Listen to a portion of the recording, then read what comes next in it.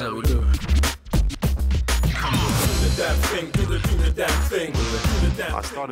J'ai commencé le basket à 12 ans.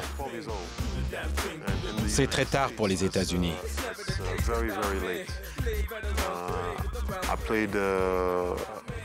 Je jouais au football américain quand j'étais jeune. Et à 12 ans, on m'a initié au basket parce que j'étais devenu très grand. Le jeu ne m'intéressait pas beaucoup, mais j'étais sportif et tout le monde me disait de jouer. Alors j'ai décidé de faire du basket à 12 ans.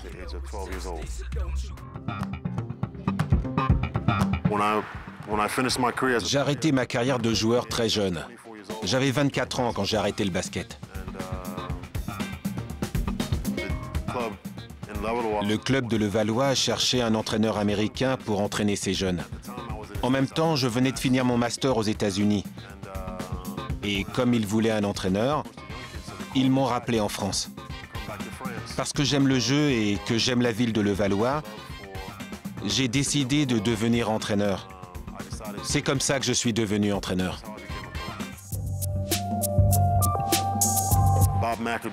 Bob McAdoo. Je sais pas trop pourquoi. On a la même taille, le même genre de carrure. Il était très puissant et efficace comme joueur. Je l'admirais et pensais que si je devais devenir un joueur pro, j'aimerais lui ressembler. Je regardais comment il jouait, comment il driblait, quelles étaient ses techniques. Comme on avait la même carrure, je suis sûrement celui qui a essayé de mimer le jeu de Bob McAdoo.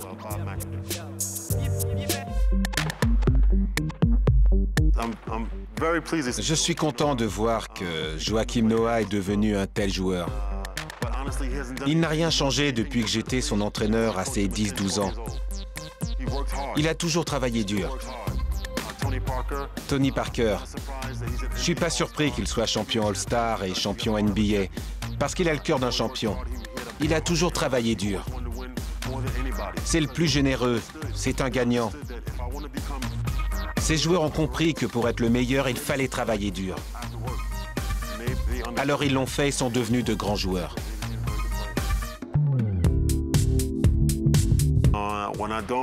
Quand je ne travaille pas, j'adore être avec ma femme et ma fille.